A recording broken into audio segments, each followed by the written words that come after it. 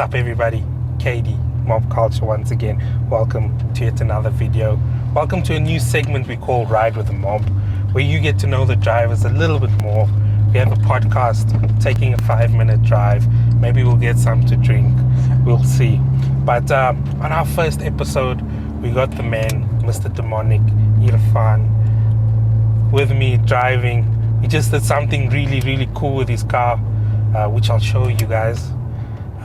But let's start. Mr. Irfaan, how are you doing? I can't complain on yourself. I'm good. Weather's good. Car's looking dope. Thank you. If you're watching now for the first time, Mr. Demonic himself just slapped a set of work VS wheels on the car, which is, if you know wheels, iconic. For me, it's my favorite wheel on the car. Same. Just looks sick. The fitment, it looks clean. Yes, exactly. Literally clean. I mean, like I said, it was a lifetime goal to put the wheel on. 100%. Get it. 100%. So, Mr. Demonic, please tell everybody who you are, how old you're from, and what do you currently do for a living? Okay, so my name is Irfaan Osman. Professionally, I am a lawyer. And yeah, that's about it. And the car is more of a passion-driven thing, I think, for most people. And it's a nice switch off. Like KD says, it's nice to just spoil yourself every now and again. And yeah, that's about it. Like I say, a lawyer by profession, so I studied 6 years, Wits University. And yeah, now I practice basically all laws, but criminal law, commercial law, some divorces. It just depends, I can't be too picky and fussy about things. And is it something you always wanted to do? Shockingly, it is, bro. I think when I was great. about, what is grade 5, maybe, I don't even know, 11, 12, I decided I'll study law. Never altered, and then Suits came out, and I'm inspector now. So yeah, it was a career-long goal. That was the final signature to you? Exactly. Yeah. Okay, that's very interesting. And yeah, so we obviously follow you. I'm sure a lot of my followers follow you as well. So we always check your stories and check what you're doing, and we get bad drivers in front of us. Yeah.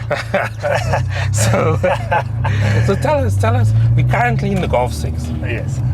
As we know, everybody probably watching this knows the iconic Demonic. Yes. Tell us about your car, when you first got it, what was the first mod you did, and just take us through a journey for our viewers. Okay, of course. So I think Demonic itself, I got about, I would say, coming to 4 years soon, if not already on 4 years. And the idea was always bag it. Bag it at some point, obviously never to get to this level, but bag it, just have something nice to have for yourself. And so first, initially I bought the car, took the drive down. I think I fetched it from PE, if I'm not mistaken, and literally drove it straight back home. I had the car about 3 days, and then bags. Oh shit, okay. Airlift was the first mod ever. And nice. From then I think it became a thing of, I guess everybody goes through the same development, if you want to call it, and you go for a show, you start seeing, okay, this is a nice mod, this is something small you can do, and then depending on the person, obviously, I think it gets to your competitive nature, and you kind of want to win everything. You want your car to be the best. I mean, everybody should think your car is the best, you know what I mean? That's standard. And so I started competing more and more, and then obviously Instagram started, it just shocked out. Nobody could imagine what it's going to be, and then we started, like with Rotiform, for instance, work now, or there's many, Racing Art, Evolution has been here, Proper Perfection. Everybody, I would say, every road performance, all the what I would call dream at a younger age became reality. It became possible, and so that's how we developed into, basically, I mean, like you say, it became quite a big thing. Demonic became quite a thing, which even I wouldn't have imagined. Like I say, you start it as for yourself. You just want, you pitch up somewhere, and it's nice to have a nice car. but eventually it became competitive in nature. And I think everybody, like I say, myself personally speaking, it became a thing of becoming the first to do this, becoming not even the first, but the only one to have it. That's why you build like the one-of-one forged wheels, for example, the steering wheel, hand built, and that's basically the journey. I think because maybe I don't know if it's because of that lawyer mentality or whatever, but you kind of want to be the best consistently, and 100%, yeah. So it became a journey, and like I say, you never stop. Everybody knows, it carries on. Yeah, once you start, it's too late. Once you start, it's should have never started. Yeah. And earlier I asked you this question, but I just want to touch it because a lot of people in the starting scene, in the scene in general, air suspension has become such a great mod for a car. Yes. What's it like being bagged, driving it? And just so everybody knows, he dailies the car. I try. Yeah. So I would say, initially, as soon as you get bags, let's call it, it's the best thing in the world. Nobody can ever say, coilies compare, whatever compares. It can't. Bags, first and foremost, your car will never look as amazing as it looks bagged. We've seen it here with the wheel. Yeah. And so initially, you'll go somewhere random. I'm pretty sure 90% of people go to random places just to bag the car. You could stop at a shop, you bag the car. You stop at a stop street, you bag the car, and it's fun. I'm on 3-4 years, call it now, and just like we were discussing earlier, I'll never go back to coilovers, never go back to this. But eventually, and I think it comes because, reality speaking, you have to admit that these things have issues. Yes. So obviously you're going to get your leaks, and now and again you get some sounds, you don't even know where did it come from, and it does have its flaws, but like I say, I think the positives outweigh the negatives, any way you look at it. So for me personally, bags will always be a thing. If I bought a Hilux tomorrow, I'm going to bag it, It's the way of life, but I think anybody, I would actually interesting to find out, like in the comments and stuff, what do people say about it, because in my opinion, it's the best thing ever. 100%. I love it. It's like you're like a child, man. No matter how much you bag the car, consistently you want to air the car out. I can't leave the car in my garage without it being flat. It troubles me. So yeah, that's like I say, my take on air is 10 out of 10. 9, Great. Call it with your issues, but 10 out of 10 is what it is to me, honestly speaking. Yeah, no, I definitely agree with you, and it's just such a goal. Yes. If you're into stance, Correct. that's what we work for. That's what we, your blood, sweat, and tears goes into. Exactly. And then I think it's with that being said, I think it's the old age question. Are more expensive bags cheaper or better than to run? Then. That's a debate. That's a debate. Maybe it's 100%. something we should touch. Let's talk about that. What's your take Personally, on let's start with reps and OEM wheels and cheaper air. And okay, fine. So we start with reps versus OEM. I think in that category, my personal opinion is, we just fitted a VS work, which like I'm saying is a life goal. And my personal take on it is, buy what you can afford, bro. 100%. Is there a difference between a person running, like we just put a VS now, and a fake VS built where you paid 8K for it? There's no difference. It's what do you want to do? At the end of the day, it's how far do you want to compete? How far do you want to take it? Not to say, even me right now, if there was a rep wheel that I saw that was amazing, why not run it? You understand what I'm saying? Obviously, everybody's going to develop at some point in life, and I think majority people watching us will relate, but everybody starts on rep wheels. I've started on rep wheels. There's nothing embarrassing about a rep wheel. There's nothing wrong with a rep wheel. Eventually, I think you become more picky as you do in any sphere of life, not just cars. And then you'd want to run an OEM wheel just because personal accomplishments, like today, it's personal things. And so my take is buy a rep if you want a rep. Nobody who's gonna judge you on it, honestly. If it looks nice, it looks nice. To me, that's what matters. It looks nice. I don't care whether you spend 3 million on a wheel or 3,000. You understand what I'm saying? If it looks nice, I'm in full support of your wheel, and I say carry on. Do what you can afford. Why must you break your bank just to say you're running an OEM wheel? Does it really matter, aside from that 5 seconds where you're telling someone it's original? Does it matter? A layman, he's not understanding what is reps and what is originals. It looks nice, that's my take, but I go for it, 100%. can just hit a U-turn. Yeah. No, I totally agree with you. I think do what your budget allows you to. Literally, that's as easy as it is. And I think like we said earlier, it's human nature to compete, but just be happy with your build. Yes. If you get into your car, you must be happy and you must be proud. Yes. And that's the main thing about it. Be proud, because it's a lot of work, it's a lot of money. It's I always say, like, a car's a canvas and you're the artist. But you need to rack that paper to do stuff, you know. No, 100%. And but be proud of. I think the biggest misconception that we have in the car scene is that we need to please others. Yes.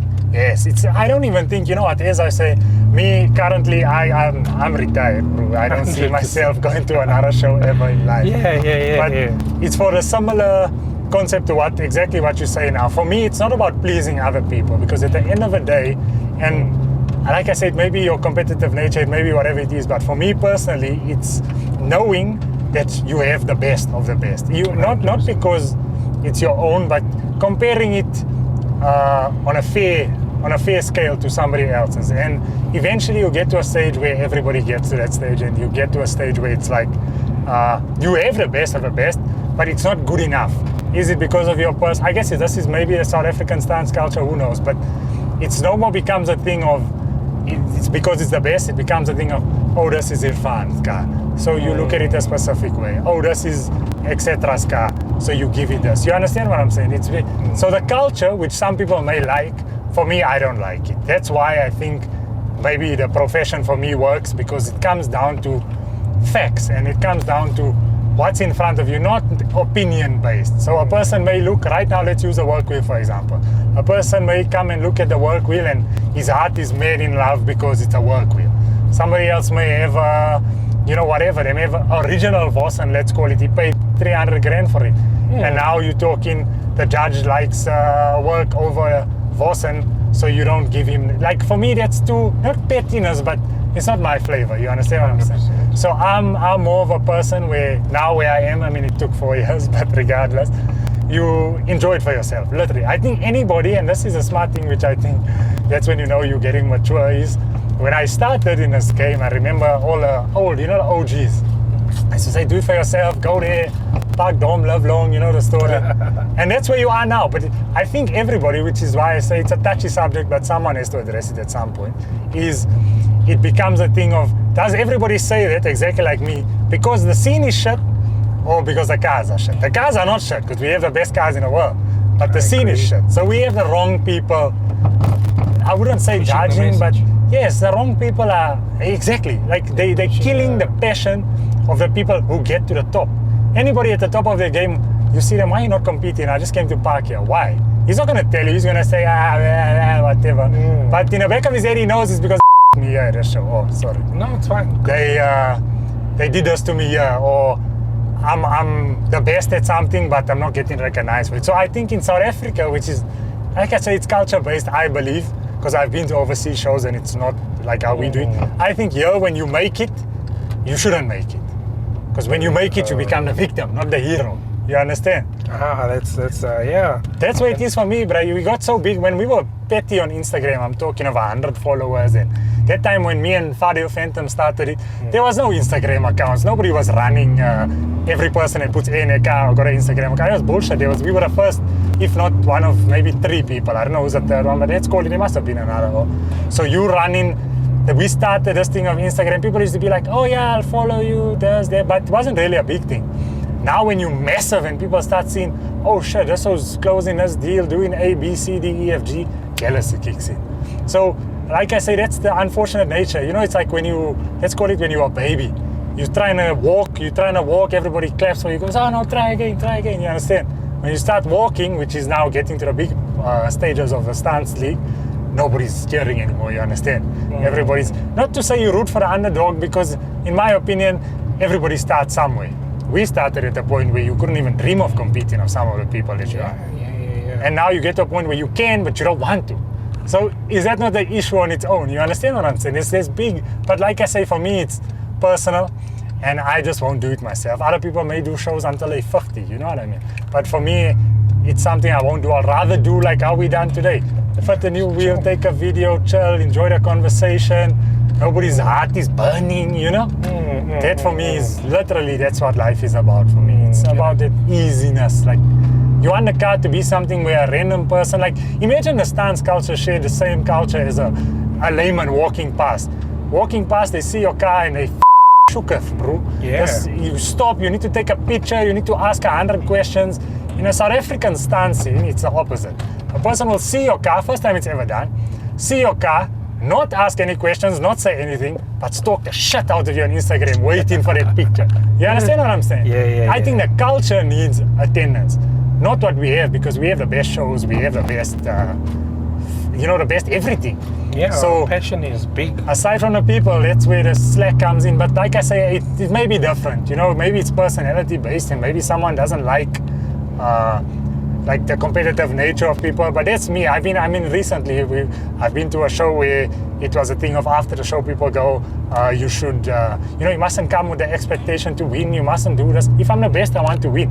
That's what it comes down to. If I do something you've never done, I want to win. That's the purpose of building it. Who can tell you I'm building a car to go to any show, but I don't want to win. I just want to chill on the side. Tell me different lies, bro. You're building to be the best. You understand what I'm saying? It's just competitive nature. That's what it is. Exactly. I think with that being said, it's like you said that even though we compete, we can still love each other. Yes. We can still support each other. Hundreds. We can still be there for each other, and that's one thing maybe we should work on. I think you're spot on with that.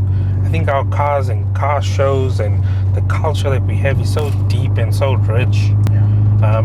We forgot why we did it, and from my understanding or from my perception, we used to just get, I'm sure your dad would tell you stories of how you guys used to get together. Yes. And they used to get together and just chill and hang out, and we need to get back to that. We need to get back. And if there is some friendly competition, it's nature. But friendly competition. Friendly competition. That's like, use Fadil, for example. Yeah. We blood brothers, not even friends. Both building the same cars, not same cars, but VWs. Both building, same passion, same everything. But there's no, when he wins, I clap. When I win, he claps. Yes. Imagine an entire scene could be like, because if it became down to a fair, and this is where I think the issue comes in. If it came down to a fair competition between A and B wins, A would accept it if it was a fair decision. We can't say, everybody keeps, and I've seen this, even recently, I haven't been to any shows, but you see posts that show the comments and shit.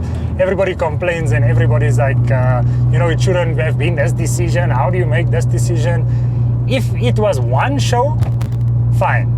You ask somebody 10 years ago in South Africa, do people bitch about it? Yes, they do. So it can't be a person's fault when every single event has the same thing. That means either we're not putting the right people to judge, which, we can't say whether they're right or wrong. Yes. There's no qualification on it.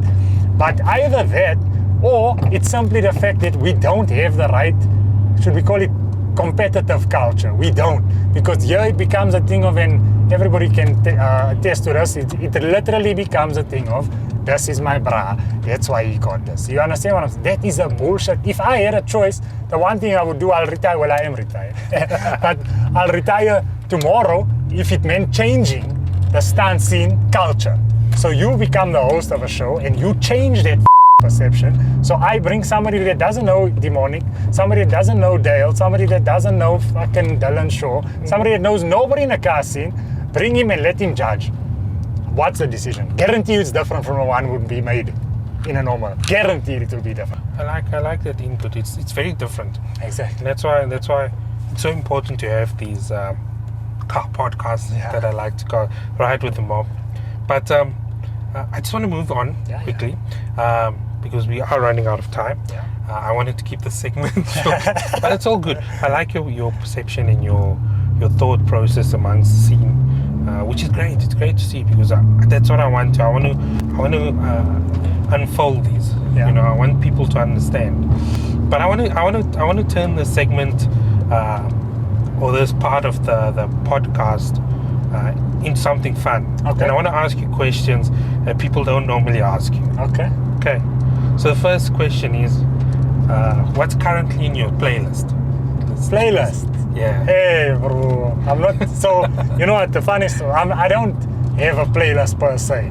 I get in okay, currently I do have a USB in a car, but how it works with me is I literally, on a different day, you want different shit.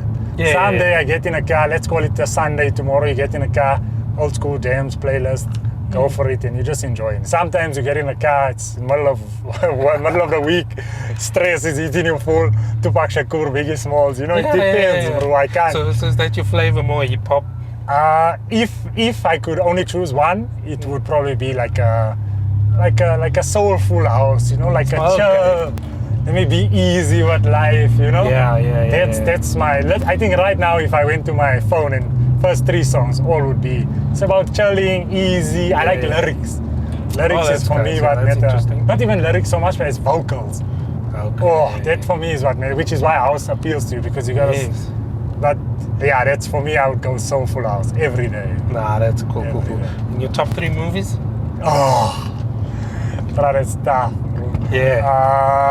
That's tough, bro. That's tough. I mean, one, first and foremost, I don't know which one, but it must be one of the Transformers killer movie, bro. Killer movies. Great movies. Yeah. Second, Need for Speed was a killer movie, bro. And third, maybe Jurassic, the first one. Oh yeah, that's a nice twist. I would say so, yeah. That's an interesting one. That's actually very nice. No, that's cool. Now we're starting to get to know you. And last question. So now we're going to talk about what's actually done to the 6. Let's start from front to back, and I'm going to give you guys a little bit of a sound. I'm going to open the window just as we're done with this, as we go front to back. And as we go to the back, I'm going to let you hear how this thing actually sounds. So let's talk about the front. What's done to your car? Okay, so from front, I mean, we have the front lip. That's the first and foremost. Exterior I'm talking, right? So we got front lip, we got obviously stack. I run on my lights all stack dyno shade and dyno shield. It just depends. Like I prefer dark on the lights, light on the fogs. It's just small things.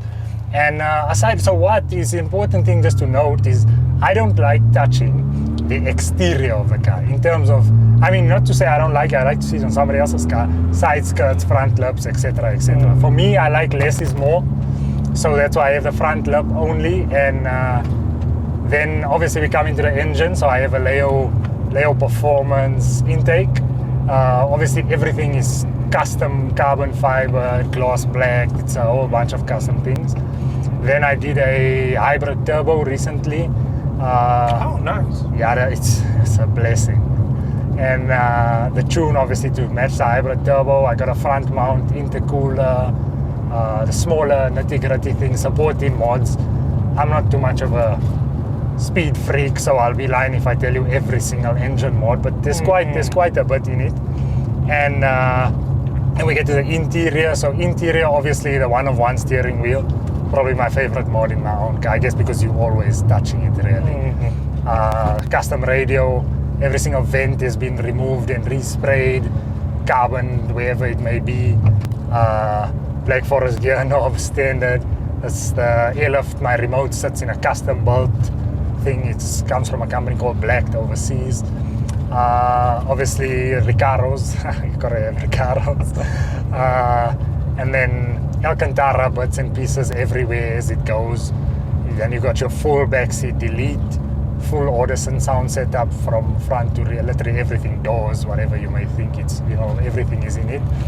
And then I run the 2 compressor setup, LF performance management and struts obviously, and diffuser. So what I did was I custom cut a diffuser, put obviously my road performance exhaust. Most people will know exactly what. And that was also a fun mod. It took us like almost a month to build, but that process was crazy. Worth every second, honestly, in my opinion. And then wheels, sure. I mean, how many wheels? Never endless. What I'll do is just send you a list. I'll try and grab some pictures and I'll put it right now. There's so many. But there's so many. But all of them, they just look so nice. Your wheel game is proper. And I just want to ask you, as a last question, someone starting out new in the scene, how would you advise them on getting into the scene? How would you advise them on loving the scene and then keeping that passion? To keep it long term, okay, I would advise someone in two ways. The first way is if you want to win. So if you want to be competitive, generally people are competitive in nature. If you want to win, my advice is simple. Go to the best from the get-go. Don't try the one because it's cheaper and this and this. Go to the best from the get-go. They'll advise you. There's things that you don't see on Instagram which matter. There's things here. So I would say go to the best and build to be the best from the get-go. But start piece by piece. So if it makes sense, if you start with bags, obviously, I mean, you're not gonna compete at the big levels if you're not on bags. So start on bags and then go to a wheel. Go to your engine bay. Do it piece by piece and don't rush the process. You understand what I'm saying? All of us, I rushed it myself. But if you have the patience to say, I want to have a best of show worthy car in 2 years, you'll win. Because there's that patience, there's that virtue in you. But if you want to do it a different way, where you want to win and you want to have the passion, the love for the car scene, that's not me personally, but then my advice is different. Then my advice is to put bags, literally put bags, put a 3-piece wheel or whatever's in your budget, obviously, and that's it. Stop there, bro. People will love you. You'll enjoy the shows. Obviously, you're not going to win, but like I'm saying now, there's only two ways. You either want to win and you hate it, or you want to enjoy the scene and people can love you.